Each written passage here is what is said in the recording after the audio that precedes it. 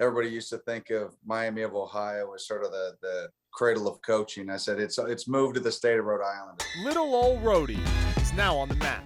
Whatever we can do to help the team win and get Kentucky W's, that's all we care about. Two of the best to ever come out of Rhode Island, Liam Coen and Brad White, joining forces on the biggest stage in college football. Rhode Island's not exactly known for its, football powerhouses, but there are some good programs here. But to have two guys from the area, went to rival high schools, now coordinating in the SEC together is wild.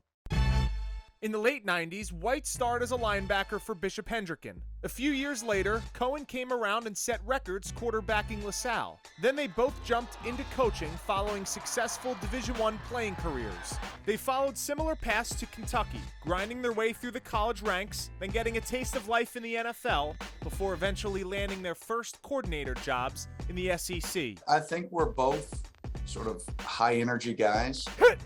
Yes. You know, we're not quiet on the practice field and wait till we get into the meeting room to make sure that they know the correction we're going to make. Good second level release. White enters his fourth year with the Wildcats, and he's been impressed with Coen. Open up your stride. Who's entering his first with the program. Obviously, a phenomenal coach, does a great job of seeing the big picture. Coen says the same. He's been great. He's been really good to work with. He's a stud. He's a stud in the profession. Everybody wants a piece of greatness, right? Yet in the office, sometimes it's not always this cordial. If you look at social media or Twitter account, like this past time when Hendricken beat LaSalle in the Super Bowl, I made sure to put that out there and make sure I tag Coach Coen, so he's well aware. Brad and I do talk about it pretty often, but I don't have a lot to say, unfortunately, right now with how this rivalry's gone. But I do know when I did play, we didn't lose to Hendricken once.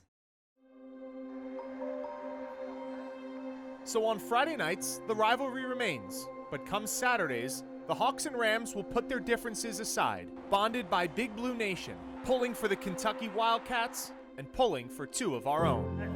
Drop down on the bang swirl to give the swirl a hitch and then bounce out. There's always got to be something that unites us all, and there's not much, between the Rams and the Hawks, but that may be it. Yeah, they can all cheer for Kentucky on Saturdays.